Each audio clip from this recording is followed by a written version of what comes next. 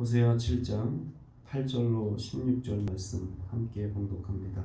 에브라임이 여러 민족 가운데에 혼합되니 그는 곧 뒤집지 않은 전병이로다. 이방인들이 그의 힘을 삼켰으나 알지 못하고 백발이 무성할지라도 알지 못하는도다.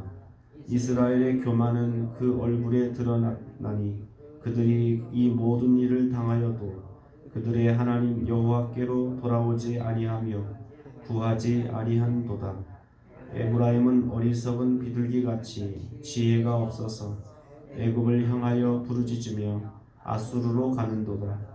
그들이 갈 때에 내가 나의 그물을 그 위에 쳐서 공중의 새처럼 떨어뜨리고 전에 그 회중에 들려준 대로 그들을 징계하리라. 화 있을진저 그들이 나를 떠나 그릇 같음이라. 패망할진저 그들이 내게 범죄하였음이니라. 내가 그들을 건져주려 하나 그들이 나를 거슬려 거짓을 말하고 성심으로 나를 부르지 아니하였으며 오직 침상에서 슬피 부르짖으며 곡식과 새 포도주로 말미암아 모이며 나를 거역하는도다. 내가 그들 팔을 연습시켜 힘있게 하였으나 그들은 내게 대하여 악을 꾀하는도다. 그들은 돌아오나 높으신 자에게로 돌아오지 아니하니 속이는 활과 같으며 그들의 지도자들은 그 혀에 거친 말로 말미암아 칼에 엎드러지니니 이것이 애굽 땅에서 조롱거리가 되리라. 아멘.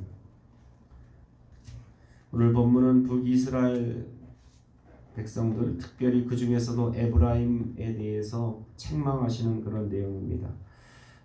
북이스라엘의 10개 지파 중에서 그래도 대표적인 지파가 요셉 지파 중에서 요셉의 아들 중에 에브라임 지파가 어떻게 보면 가장 그래도 걸출한 지파인데, 그래서 북이스라엘이 이렇게 다 타락하고 영적으로 해파될 때 에브라임마저도 이렇게 무너지고, 에브라임마저도 그나마 믿었던 에브라임 지파마저도 이제 타락하는 그런 모습이 드러납니다. 그래서 이 8절 말씀 보면 에브라임이 여러 민족 가운데 혼합되니 그는 뒤집지 않은 전병이로다.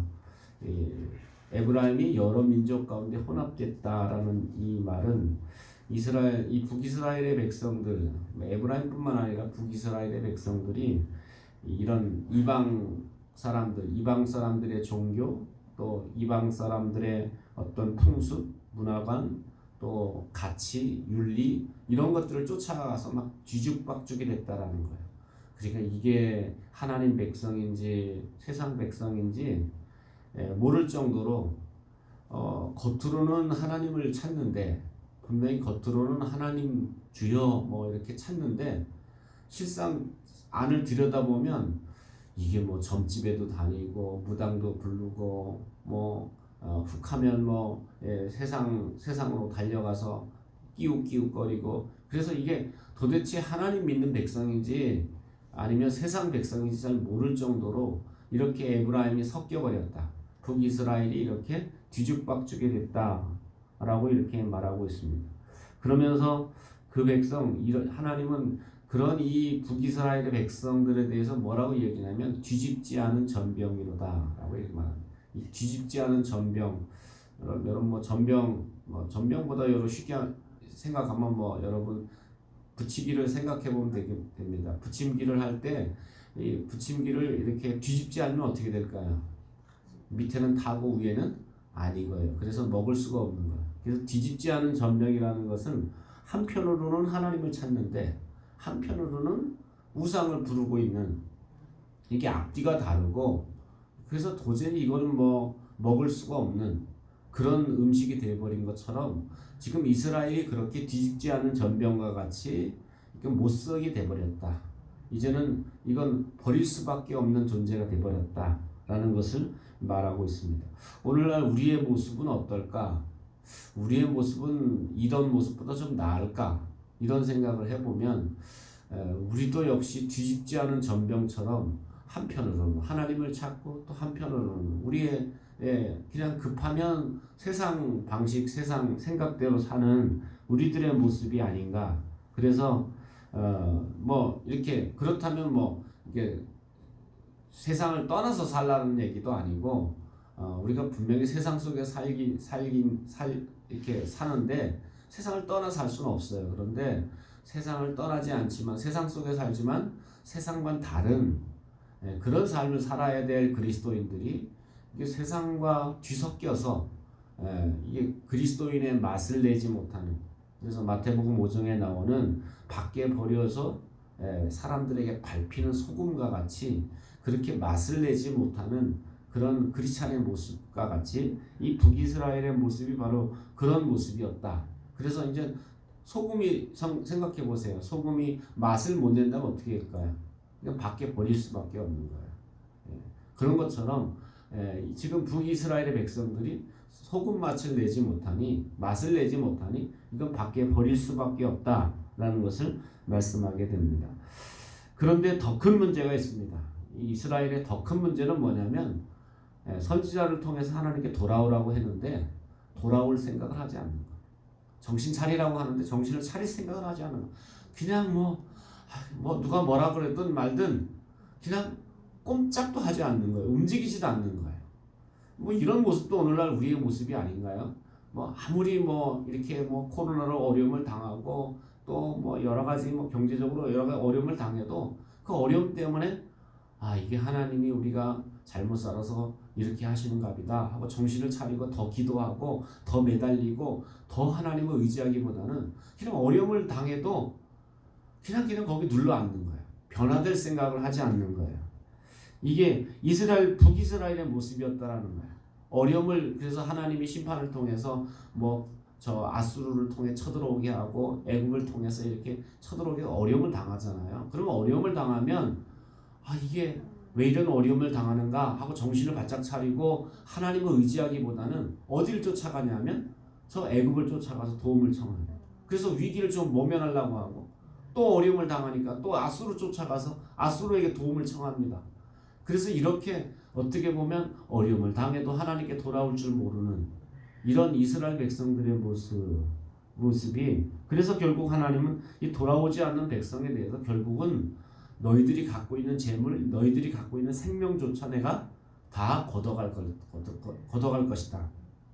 그래서 결국은 북이스라엘 모든 재물과 모든 생명까지도 빼앗기는 그런 신세가 돼버렸다라는 것을 말씀하고 있습니다. 오늘날 우리의 삶을 보면 하나님께 익숙하기보다는, 그래서 뭐 문제가 생기면 하나님을 찾고 하나님을 붙잡고 하나님 앞에 나가기보다는 여러분 익숙한 거, 여러분한테 뭐 익숙한 거 생각해 보세요. 하나님이 익숙하세요?